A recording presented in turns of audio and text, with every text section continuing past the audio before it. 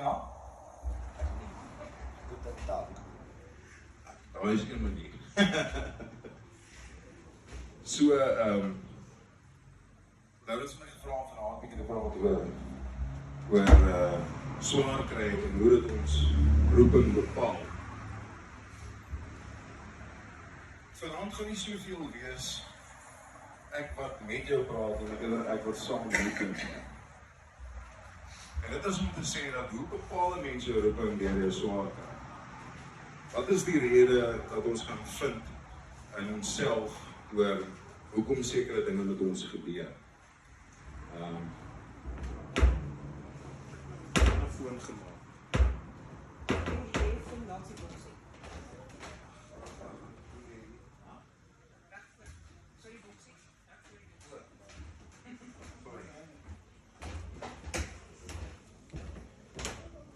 Ek vra om verskoning, ek sweet verskriklik, ek het koors, spinnekop het my gebyt laasweek, so ek is foos op hierdie stadium, maar in elk geval.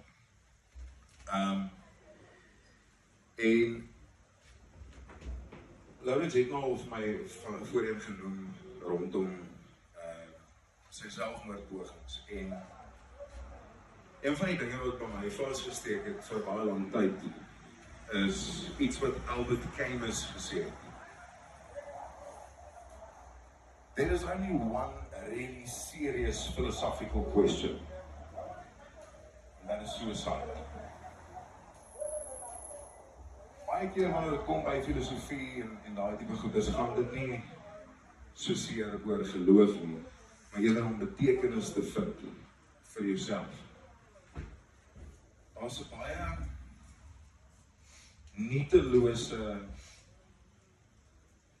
ontwaking wanneer jy besef dat sonder geloof is daar eintlik ook niks. So, vandat ek omtrent so 18 jaar oud was, het ek daaroor gedroom om 'n motiveringsspreker te wees. En dit is nie 'n baie realistiese droom om te hê, maar ek het daai droom gedroom. En alhoewel dit my nog 12 jaar daarna geneem het om dit te doen, het ek dit toe gedoen. En die rede hoekom ek daaroor gedroom het, was juis ek het in 'n baie verworpe verhouding met my pa groot geword. En die keer wat ek hom wel geken het, het vir my dan al baie frikseer gedoen. En mens wonder soms hoekom dinge met 'n mens gebeur.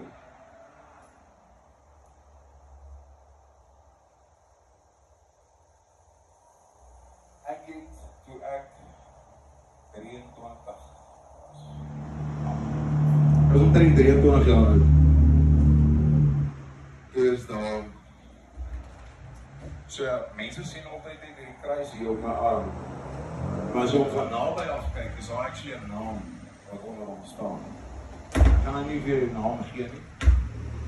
Maar dit beteken oos van die Jordaan, wat my van is. Die 24ste Januarie 2014 is daar 'n klein seentjie gebore. En in daai oomblik het ek besluit dat ek gaan al my drome gaan ek deur middel van my energie en opvoeding in daai kind insit. My hele bestaan het gegaan rondom my seentjie. Ek wou bewys dat ek kan beter doen as my vader. Dat ek gaan daar wees vir my kind.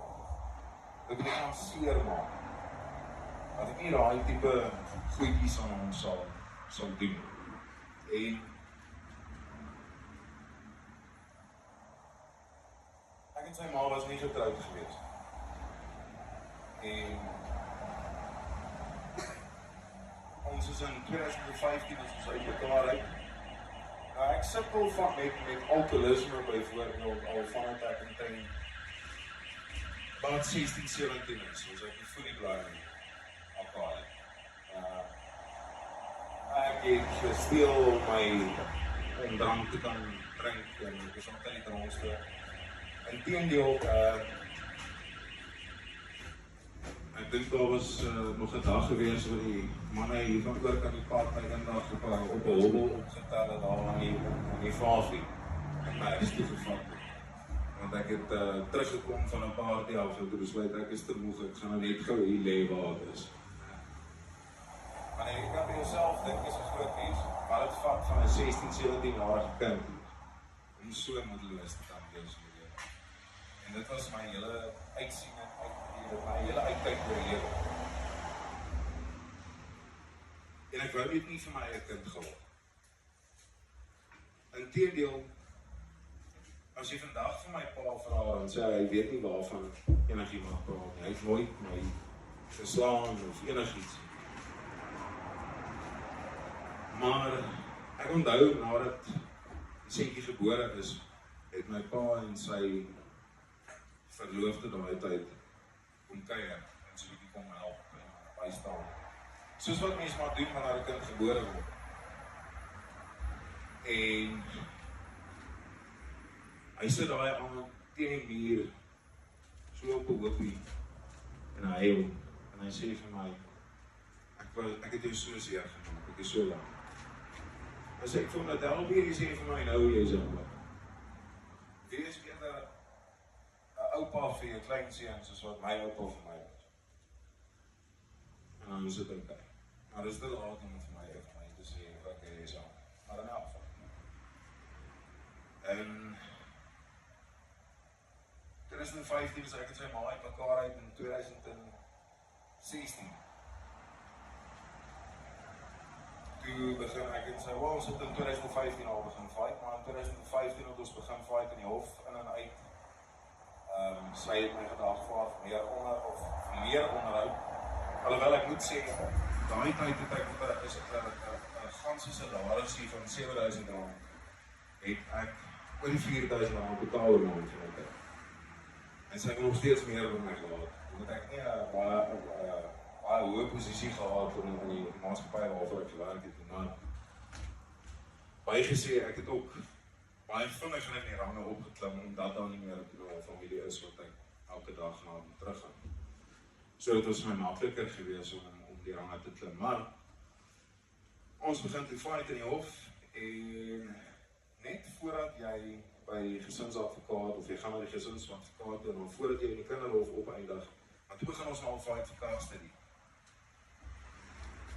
Maar omdat ek en sy nie getroud is nie, toe sê hulle vir ons, okay, wel, as jy nou nie getroud is nie, dan gaan ons 'n vaderskap toets doen. Dit was die 24ste Maart 2016.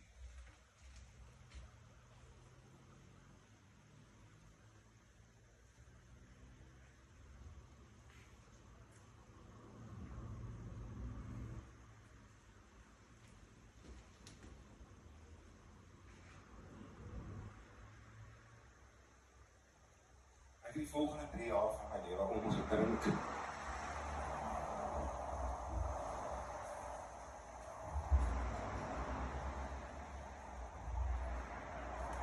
Jy weet, jy sit al klaar soveel met jou verhouding met die Here en om die nutteloosheid van die lewe te verstaan, gaan gebeur seker goed is.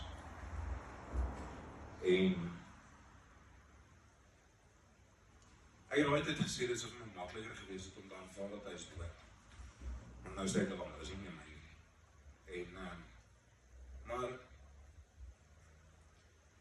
die volgende 3 jaar van my lewe het ek letterlik omgedrink. En dit het my omtrent 5 jaar geval daarna. Tot ek om en by 2021 dat ek vir die eerste keer kon vrede hê. En sê, this is the way it's going. En nou het ek 'n geleentheid om my lewe oor te begin op die regte manier. Ek het baie foute gemaak. Ek is nie sommer my foute nie. Maar dit is 'n seer wat ek vir nie eens vir my grootste vyand toewens.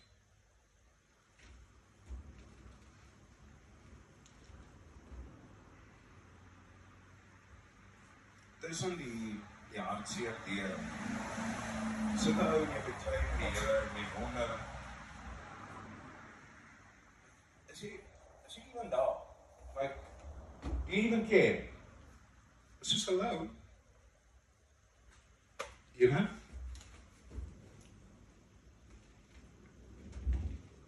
En in 2018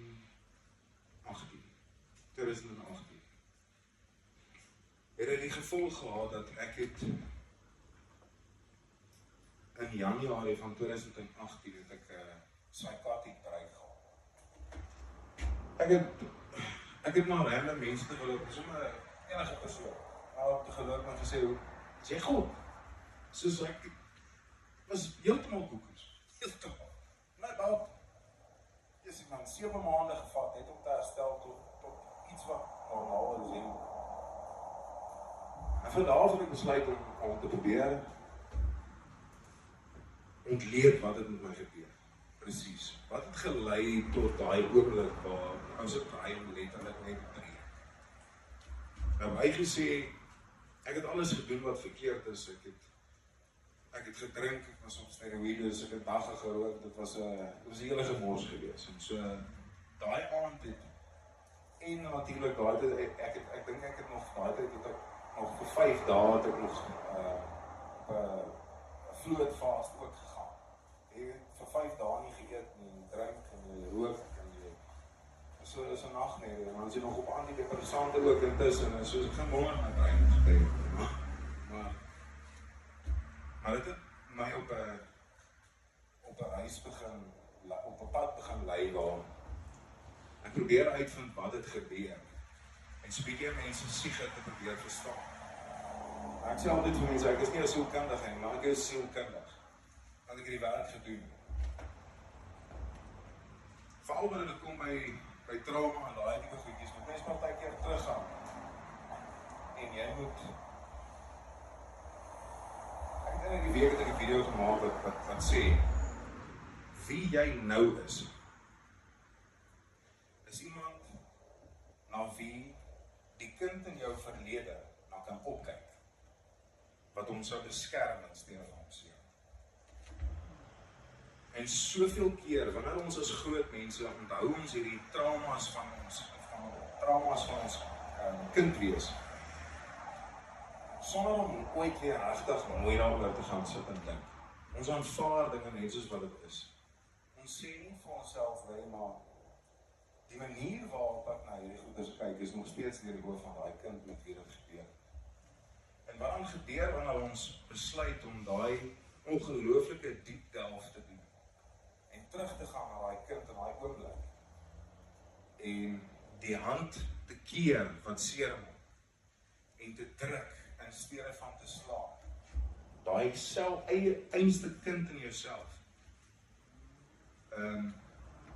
Sal jy verbaas wees hoe vinnig word daai kind groot.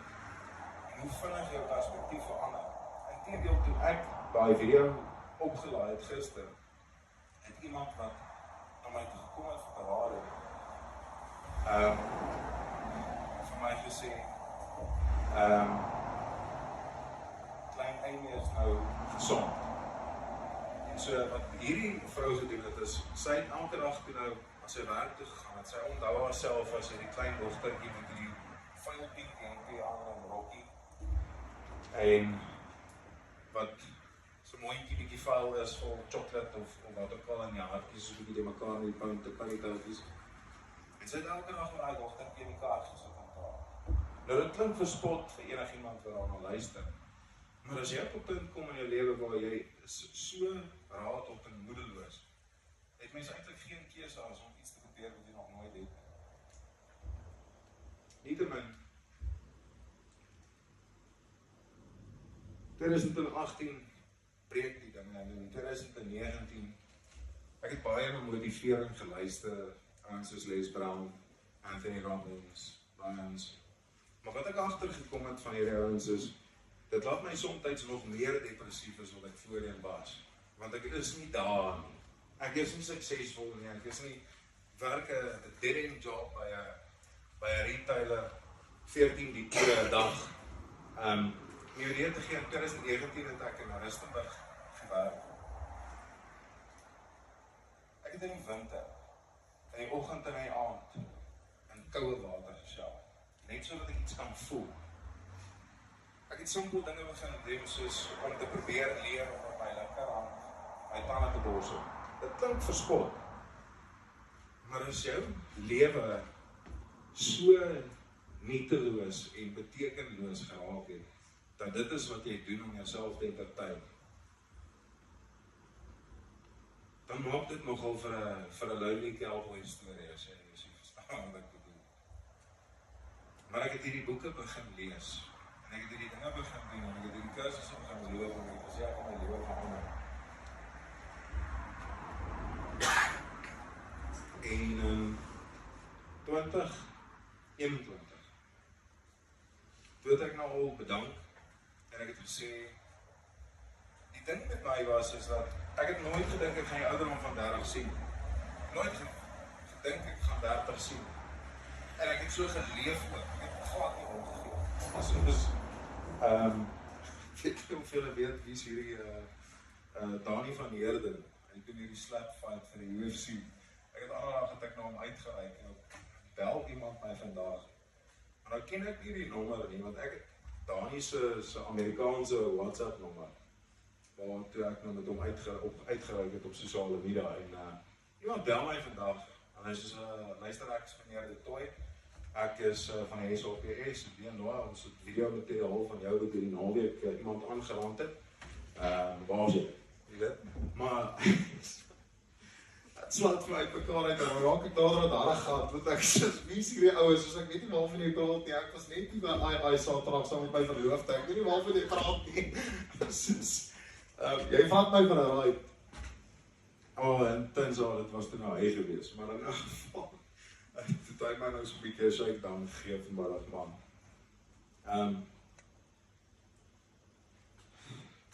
Mens sal plaas jouself in posisies waar ek partykeer ek dink die Here getart het en sê,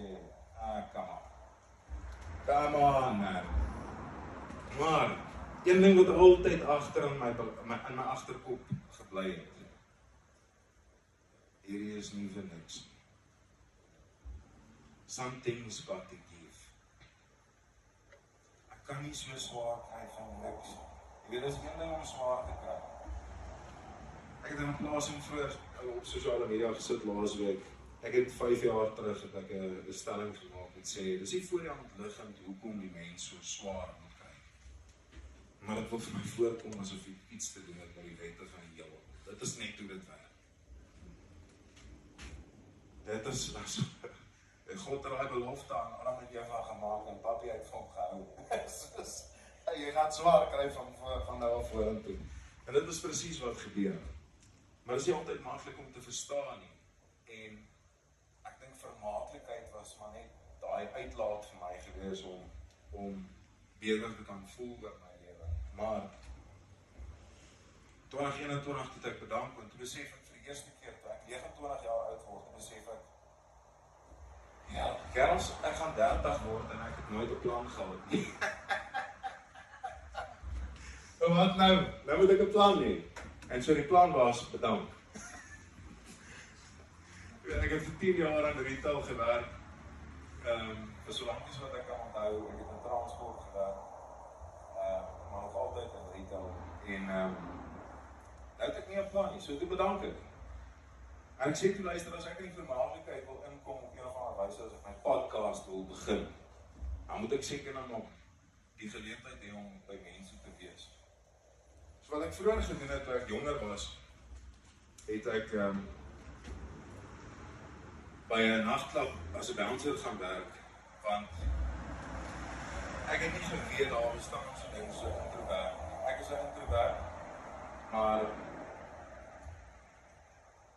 ek wil nie gaan kuier nie, maar ek wil ook nog steeds uitgaan. So wat is nou beter as om as 'n bouncer te gaan werk, dan kan jy nou uitwees daar tussen al die mense elke aand en jy kan nie drink met die werk. So, maar dit het ook nie lank gehou nie, ek dink ek het so 4 weke. So 4 weke was ek 'n bouncer gewees by die nagklub gewees. Ek was 21 jaar oud gewees. En so sien ek het so 'n klipmuur hier op my voorarm ook. Needless to say, ek het een aand 'n ou gepot, tweede ou wat ek omslaap, sy het 6 ure in 'n koma. Dus ek soos nee, ek dink ek slaap, soos wat, hier gaan tyd nie regkom nie. En, maar toe gaan werk ek weer as 'n bouncer, en ek het hout verkoop in Centurion. Inteendeel, iemand het my ander dag gevra, wat gaan pryse? Ja, verkoop ek nog hout. Het is amazing hoe loyaal mense is wat hout by 'n ou koop, né? Maar, in elk geval, ek begin toe hout verkoop, en as 'n bouncer werk in die aande. En, dit was my lekker geweest, want ek wil amper sê met my berading het ek half bietjie begin fokus op alkoholisme self. En daar was my baie redes hoekom ek dit vir my 'n goeie idee was om as 'n bouncer te gaan werk. Eerstens is dat ek word betaal om die hele aand, want die meeste van die tyd gebeur daar niks nie. So ek word betaal om die hele aand van buite af in te kyk na al die dronk mense en te kyk hoe hulle operate. Dis hilarious, by the way. Dis soos om in 'n vis tank aan te kyk. It's amazing. En want dis so funny, soos mense besef nie dat ander mense kyk vir hulle. Dis amazing. Maar dit was die eerste ding geweest. Tweede ding is ek kan uitkom en ek kan nie drink nie. So selfde toe ek jonger was. En die derde ding was geweest dat ek moes leer om my meer in toom te hou. Maar nie net dit nie, is dat ek het op 'n punt gekom in 2020 waar ek het so emosioneel begin breek, stuk vir stuk, dat mense kon vir my kyk en ek kon my begin praat om te huil. Ek het nou al dit van my bel of my begin vra, ja, is jy gay? Wat gaan aan jou? Maar dit was my verskriklike, dit is snaaks hoe 'n mens stelselmatig besig is om te deteriorate en terug te val in 'n gat, nee, want jy dink jy's hier, en op meantime kom jy agter, maar dit is nog baie dieper. Jy weet, ek dink nie dis met toeval, dat hulle sê, alles op bottom is spin. Want maak nie saak hoe diep jy dink jy geval het nie, en jy dink jy kan nie verder gaan, jy vragtig gaan val jy nog dieper. En so, die ander rede was om aan myself te bewys dat ek het nog steeds daai manly, jy weet, in my. En dan die ander ding was natuurlik is ek is in 'n bietjie meer bevoorregte posisie as meeste mans waar ek het die ervaring persoonlik wat ek dink amper elke vrou ervaar, is dat jy weet, mans en vrouens soos mans is altyd oor die vrouens en hulle wil altyd, maak saak wat jy doen nie. Daar is altyd 'n man wat by jou aanlê en daai tipe goeders en so. Vir my was dit 'n ander manier gewees ook om half 'n bietjie daai dinge in toom te hou. Ek het vroeër jare het ek my verloofde verneek en dit was 'n gemors geweest. Inteendeel, dit is hoekom ek en my kind se ma eers oorspronklik uit mekaar uit is. Dit het wat sê vir my uitgeval. So, probleem was natuurlik geweest vrouens. So ek kon baie vleer met een klap doodslaan. En maar dan aan die ander kant kon ek ook kunstenaars ontmoet. Want ek was so dan veilig in die hande. Dit is nogal 'n redelike klein plekkie geweest so. En so het ek toe nou maar rondgegaan en dan ontmoet ek een kunstenaar na die ander en dan sê ek soos, hey, sal jy op my podcast wees? En dan sê ja, en dan niemand kom ooit my terug. En snaaks genoeg, gister, die afstaptaal is my ouma 3 jaar terug oorlede. Dis waar dit alles begin. Ek het die 28ste maand daarom het ek vir 'n radioomroeper by Jacaranda te Bies op Namboole. Moes ek van bouncers reël vir 'n event wat hulle in Pretoria Wes gedoen het. So die plek waarvoor ek gewerk het, ek het al vir die bouncers opgelei Maar meer in huis as enigiets anders te. En so 'n bietjie geleer oor mense en daai tipe goedjies. Want ons mag glad nie, jy hoor altyd, dansers soos die Broods en hulle, as hulle boks kruip en die en daai, en in ons geval is dit glad nie so gewees nie, soos as jy iemand raak, het jy moeilikheid. Maar ek het toe nou eendag gegaan en ek moes 'n nuwe klomp ouens aanstel by 'n nuwe plek wat die ouens oopgemaak het. En soos wat ek hulle nou oplei en ek kry nou vir hulle staanpunte en waar hulle lyn van sig met mekaar moet lê en sodat hulle mekaar kan sien en kan kommunikeer. Toe kom hy na my toe te sê, "Yes man, ek like hoe julle operate, wil jy nie vir my bouncers reël?" En ek sê, "Ja, shop, ons gaan dit vir jou reël." En my ouma is net oorlede. Ja, my ouma is net oorlede. En daai event wat ek vir Tabiso gedoen het hulle my toen al gefire, want ek het eendag net besluit, ek gaan nie so van 'n gat gevat word, soos ek moeg af voordat mense my slaan, soos toe ek nou terugslaan, is dit 'n probleem. Maar toe ek daai laaste event gedoen het, snaaks genoeg, ek dink nie eens Tabiso ons daai aand daar gewees het, maar hy kom maar met sy swaartjie aan. En soos wat hulle uitloop, keer ek hom voor en ek sê, Tabiso, wil jy nie my, sal jy my podcast wees? Ek wil 'n podcast begin. En ek sê, so, jy het my nommer. Maar ek sê wel. Ek sê, okay, cool. En in my kop is ek soos, ja, okay, dis wat almal sê. En aan die begin van my, bel my. Of het was dalk in middel April gewees. Bel my. Hey, wil jy nog 'n podcast doen? Ek sê ja, natuurlijk. Ja. En hy sê okay. En nog 2 weke later aan, toe vra hy vir my, luister, het jy 'n plek waar jy die podcast wil doen, of gaan ons dit sommer hier by Jacaranda skiet? Ek sê, hom of het ek 'n plek, nee, maar ek sal Jacaranda toe wil kom vir my eerste podcast, nou problem.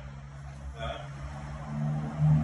En ek sal nooit vergeet nie, ek het hom so na my ma toe gedraai, en ek het gesê, jy weet my lewe gaan nooit weer dieselfde lyk nie.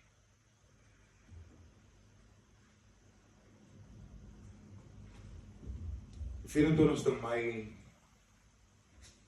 2022, my eerste podcast geskiet. En die 30ste September het ek die laaste episode van daai seisoen geskiet. Ek het daai tyd ook met 'n sangeres uitgegaan en ek het so 'n bietjie, sy was verlang in die bedryf uit en ek het so vir haar 'n bietjie PR gedoen. En so het ek nou op haar CV afgekom. Ek het nie eens geweet daar was 2 stasies in haar gesport nie.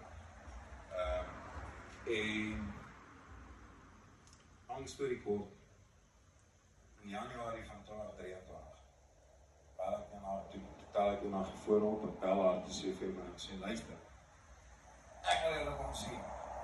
En hy vraag vir my, ja, waaroor? Ek sê nie, kom maar, ek sê, sê ek dalk. En ek sê vir hulle, luister, ek het 10 episodes van 'n podcast vervaardig. Ek het about 200 ure se voorbereide inhoud vir TikTok live wat ek met mense al vir groepsradingsessies gedoen het. Ek weet niks van radio af nie, maar let's have, en hy soos, let's start. En ek sal nooit vergeet nie. 2 weke gaan verby, en ek sê vir hulle, luister, wat gaat aan? Ek kom nou vir training, ek kom nou vir al hierdie goeders wat ek al. En dit is altyd die ding, selfs nou ook nog. Soos as jy 'n nuwe omroeper wil wees, soos, you must earn your way in there. As jy net van die deur word vir jou oopgemaak en lê word jou aankom. Soos, as jy wil betaal word vir jou program, kry jy jou borg. That's how it works. Maar hulle sê toe vir my, luister, ons het nie nou geld om 'n ekstra omroeper aan te stel nie. Sodra ons vir jou 'n borg het, dan kan ons vir jou aanstel. En ek het in middel Februarie 2023 toe begin ek eerste van 3 programme elke week aanbied, verniet. So ek nou sien nou way dat ek dit gaan doen, want beloof vir jou as ek gewag het vir 'n program word van hulle kant af dat ek vandag toe nog gewag. Man, ek trek so net sponsor my net, maar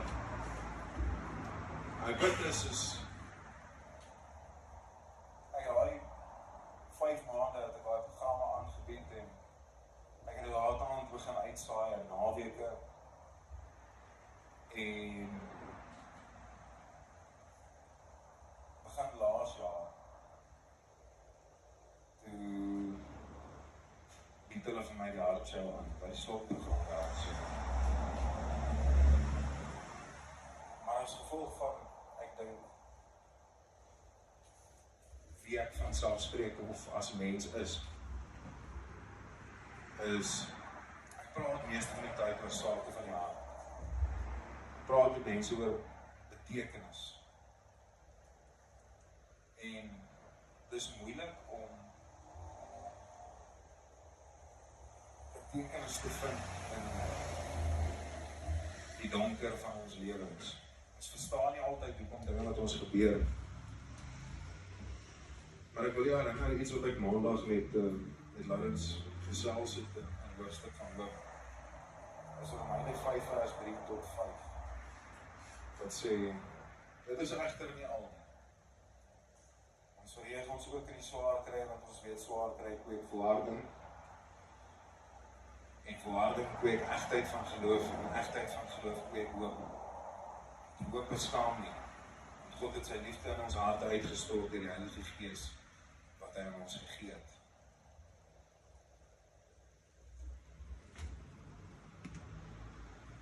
Ek hou baie van filosofie, baie teologies. En iets wat op afgekom het wat vir my ongelooflik profound was in my lewe. Is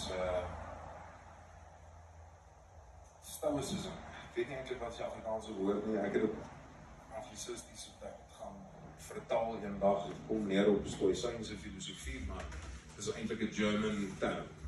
Maar Stoicism is Griekse filosofie gewees wat half gebaseer was op baie 'n nihilistiese uitkyk oor die lewe. En al wat hulle gesê het is, daar is 'n bietjie meer positief wat 'n mens daar omtrent kan doen. En so hulle het 'n stelling wat hulle sê, almal vat. En dit beteken love fate. En dit beteken om te sê dat maak nie saak wat van my gebeur het nie, ons rede. Ek weet nog nie wat daai rede is nie, maar dit is ook wat het beteken om te hoop. Is om te glo in die dinge wat ons nie kan sien nie.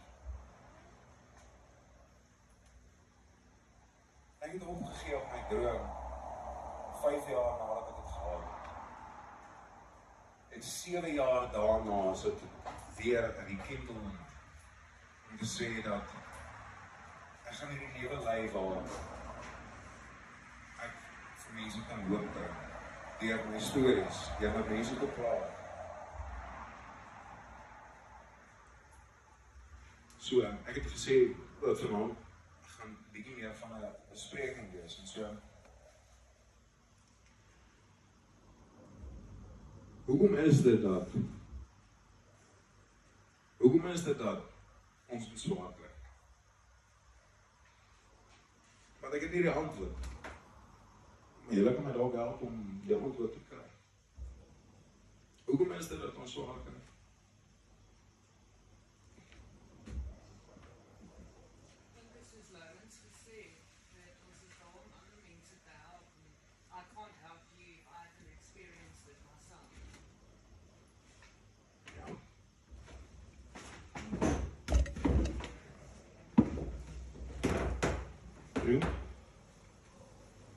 Nog iemand? Ek dink ook dat jy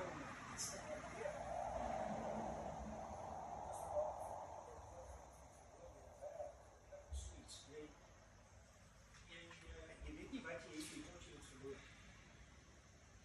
Jy miskien. Ek ben daar aan stap op die kant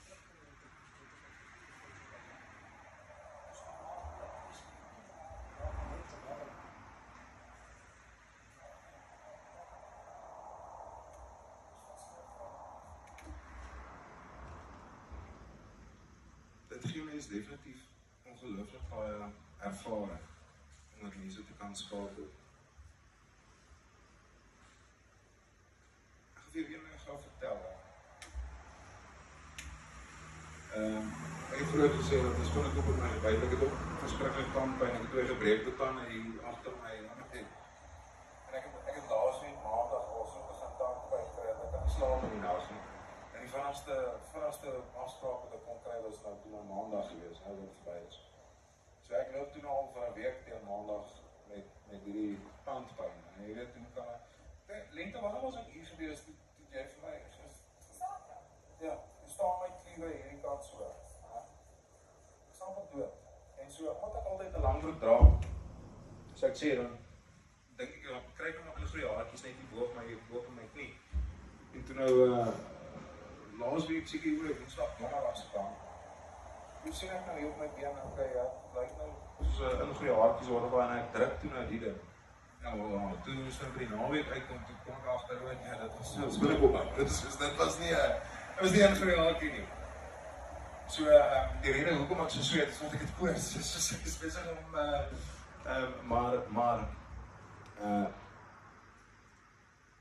ek het teen maandag het ek in my lewe nog nooit fisies soveel pyn aan die my lewe gehad, fisies. Ek het van die punte van my tone tot in my heupe, jy weet daai ijskoue, daai koue pyn wat jy tot in jou bene kry. Al by my voete, van my punte tot in my heupe, van my vingerpunte tot in my skouers. Ek het 'n ding hier in my lies, nou obviously van die spinnekop op my buik, maar dat die kliere swel en dit is so sensitief en seer. Hierdie kliere is geswel, tandpyn, ek het kopseer, ek is moeg, ek kry nie geslaap nie, ek sweet my vrek in die aand, ek is moeg.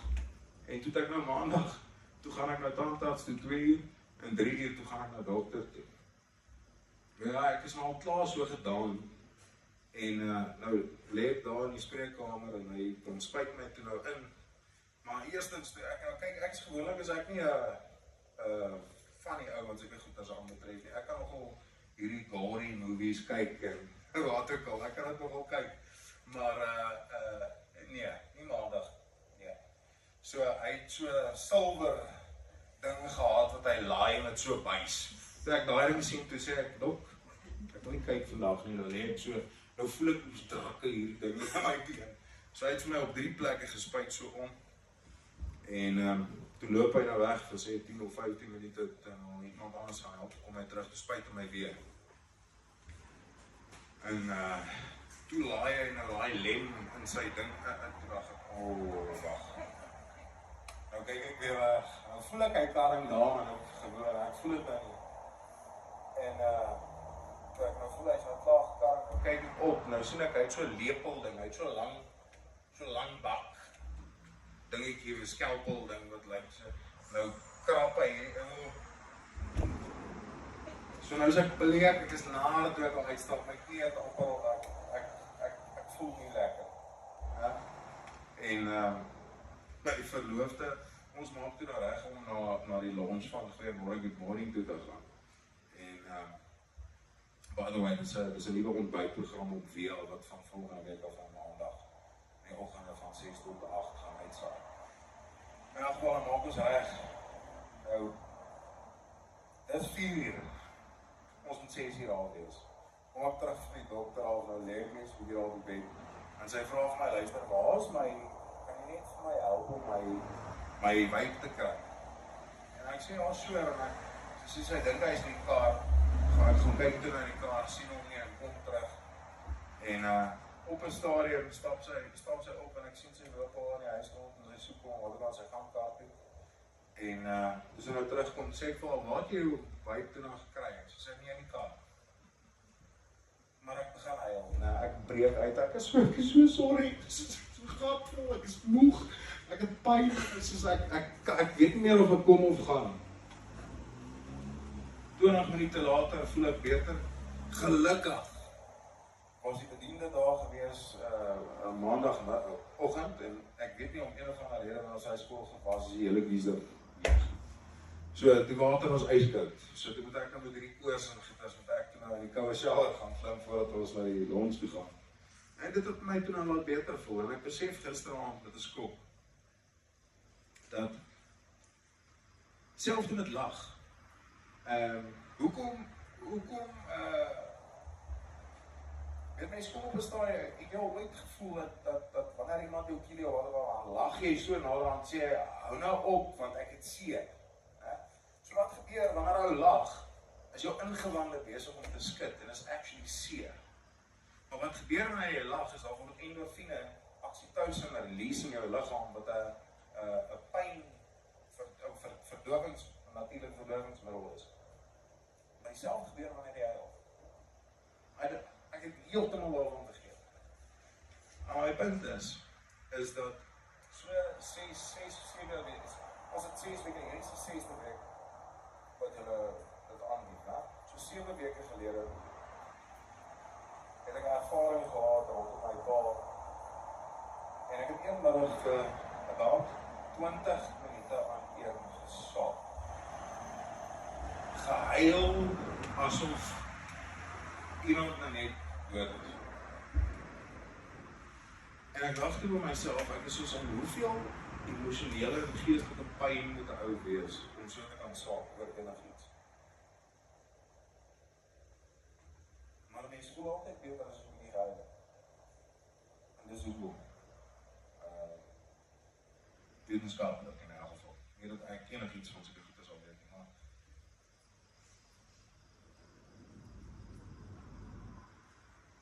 mens weet nie eintlik hoekom ons swaar kry. Somtyds is die beste antwoord, en die beste antwoord wat ek tot dusver op kon agkom, is dat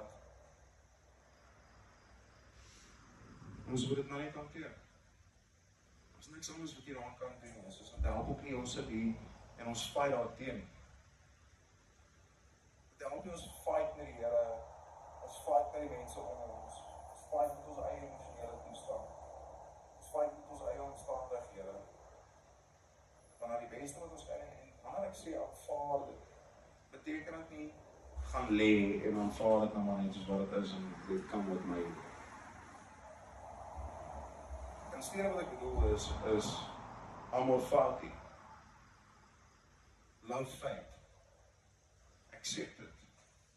Dis die ding. Ek weet van nog niemand in die geskiedenis van die mensdom wat nie gebore en dood is, en toe dood is. Die dood en die lewe is dinge wat ons almal met mekaar gesê. Van die begin tot die einde. Almal word gebore, almal gaan dood. Almal ervaar die dood op een of ander wyse. Almal ervaar eensaamheid. Ek sê altyd vir mense, soos, weet ons is uniek as mense, maar ons is nie spesiaal. God gaan nie die manier waarop hy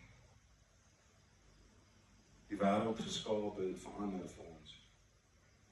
En so jy kan dit of aanvaar en die beste maak van 'n slegte situasie, of jy kan gaan lê. Dis die ding. Terwyl ek in retail gewerk het, waarom sê jy weet wat so siel behoorende werk dit is om vir soveel ure 'n dag te gaan staan in 'n plek en jy weet, hier waar jy is, gaan jy nergens weer verder. Jy is hier om 'n funksie uit te dien en net daai funksie alleen. Enigiets wat jy meer as dit probeer doen, gaan mense jou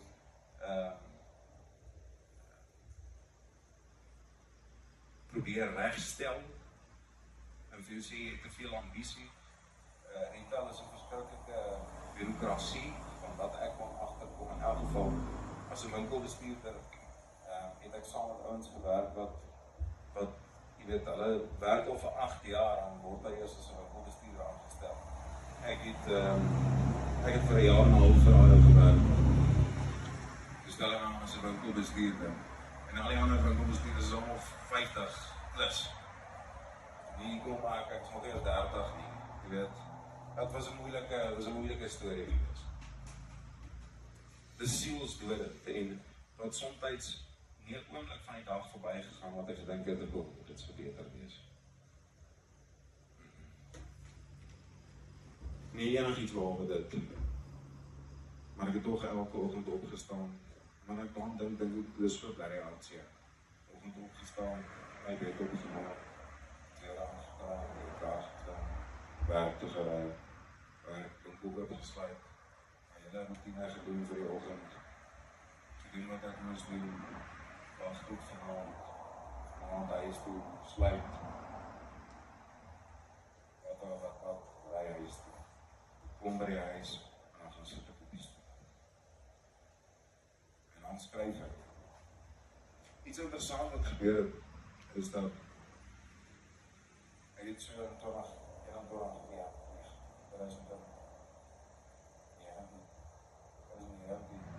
het ek aand besluit,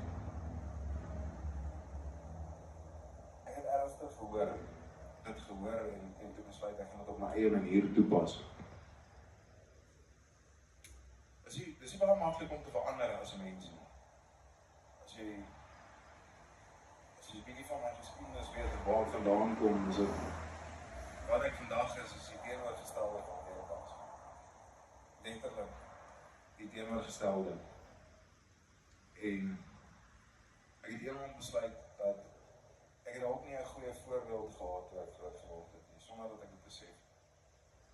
Want ongeag van hoe seer my pa my gemaak het, het ek nog steeds hom beskou as my hero, want ek het niemand anders te gehad. En so, ek besluit toe eendag, wat is makliker? Kom ek skryf 5 dinge neer, en ek gebruik dit tot vandag toe nog in my berading. En as een van die goeders wat ek besef die beste werk van mense. Is nie so maklik om agter te kom wat is goed en wat jy wil wees nie. Maar hier is iets wat ons almal kan sê. Weet presies wat ek nie wil wees nie. Dis maklik om agter te kom, want ons het foute gemaak. En so toe gaan ek en ek sê, okay, luister, 5 punte in 10 woorde of minder. 5 sinne. Wat is die negatiewe goeders wat ek myself mee assosieer? Wat ek sou wou verander onder. En ek gaan skryf dit toe neer. En toe sê ek aan die ander kant, okay. Alhoewel dit nie my beste bed is nie, maar wat ook al ek kan insien wat die teenoorgestelde van dit is wie ek wil wees. En toe doen ek presies dieselfde. 5 sinne, wat die teenoorgestelde van daai is, 10 woorde of minder. En in 2023, toe ek die TikTok live so aanbied in die aande, een aand, nou blaai ek so deur my goed vir content en goedjies om my mense te gesels. En ek lees toe hierdie bloody ding raak wat ek in 2019 neergeskryf het. 3 jaar later, 2 jaar later.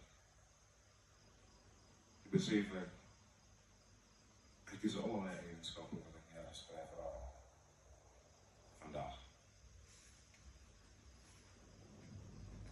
Ek kan nie vir jou sê hoe jou roeping moet lyk nie.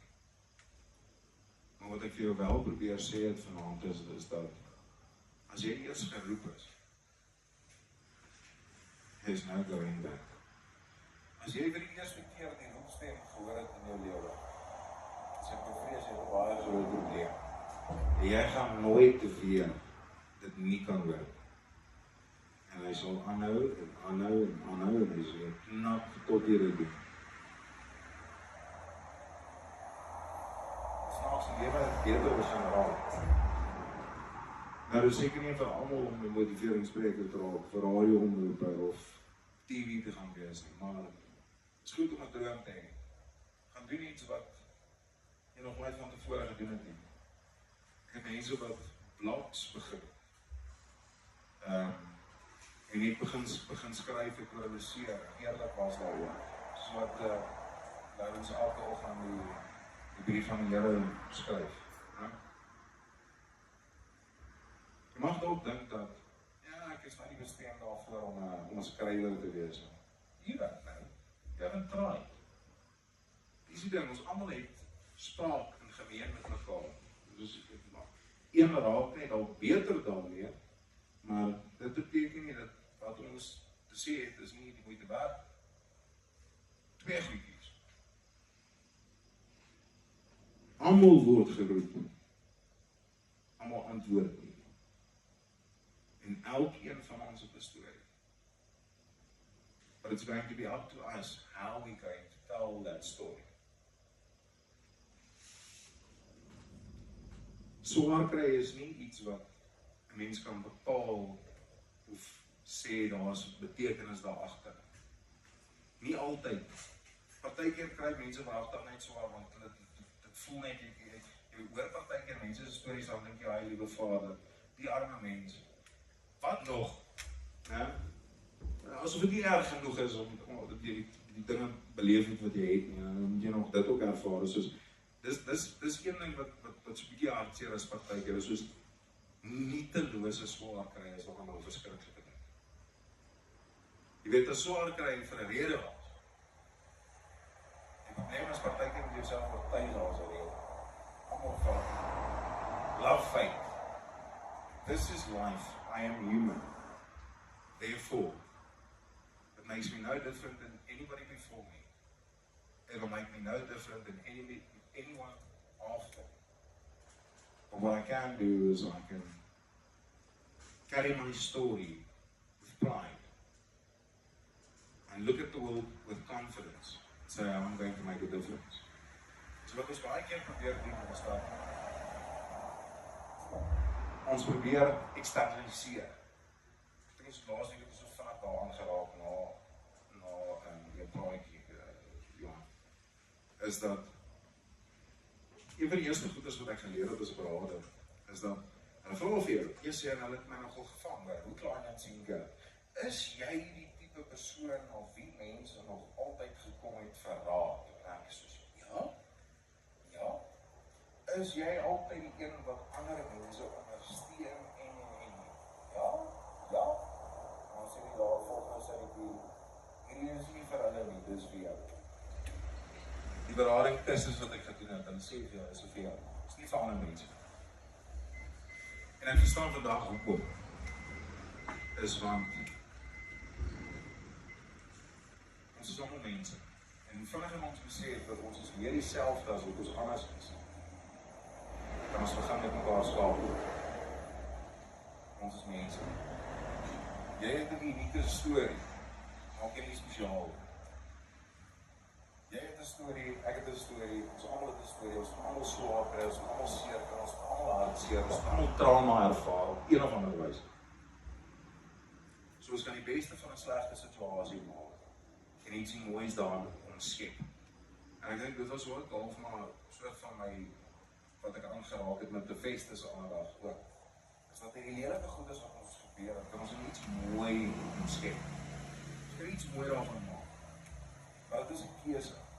As jy besluit, hierdie ding wat ek nou ervaar is nieteloos, dan gaan dit nieteloos wees. Ek is bevrees so. Ek sê altyd vir mense, soos, jy weet,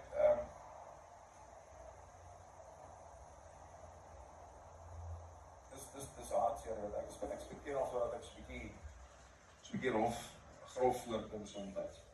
Maar dan, jy weet, dan kom mense met stellings soos, ek sou seker maar nooit goed genoeg wees nie. Jy is 100% daar. 100% daar. Want as dit is wat jy sê, is dit wat jy gaan wees. Dit is 100% daar. So, hoe kan 'n mens hierdie swaar kry oorkom? Waar kan 'n mens dit omskep? Daarin sê dit hierdie werksverantwoord omskep. Party mense omskep dit in 'n boek. Ek omskep dit in die stories wat ek vertel daagliks op radio.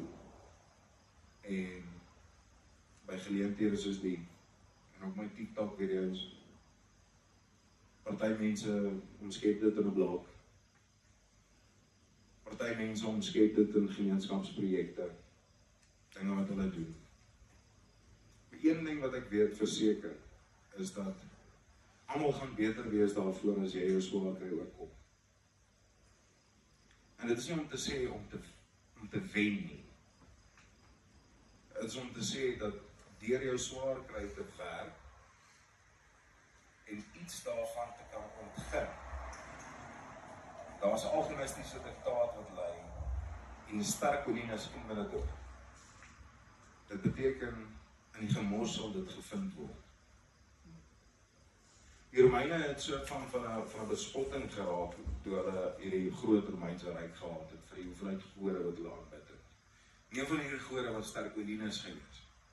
Sterkulinus was the god of filth.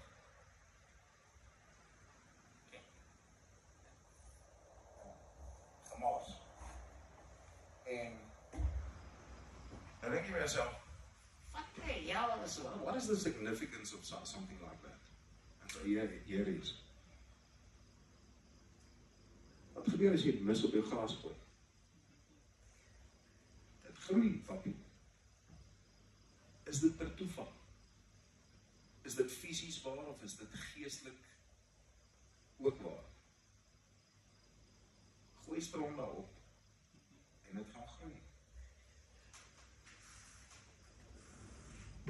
Maar dit beteken ons gaan dit met opvreet. Elke dag. Totdat op ons op 'n plek kom waar ons besluit dat nou gaan ons groei. Jy weet wanneer saadjies geplant word en daai tipe goeders dan druk ons vir hom so in die grond in. In die donker, in die nat, alles. En Sterkulinus in minute toe. Hoe word diamante gevorm? Ons 3 elemente. Tyd, drukking en hitte. That's it. That's how diamonds are formed. So wat jy nodig het, is daai drukking in jou lewe, die swaar kry. Jy het die hitte nodig van die lewe, die dinge wat jou dryf, die stres wat jy ervaar in die daaglikse lewe, en so 'n bietjie tyd om oor te dink. Dis hoekom dit kom partykeer voor of mense eers hier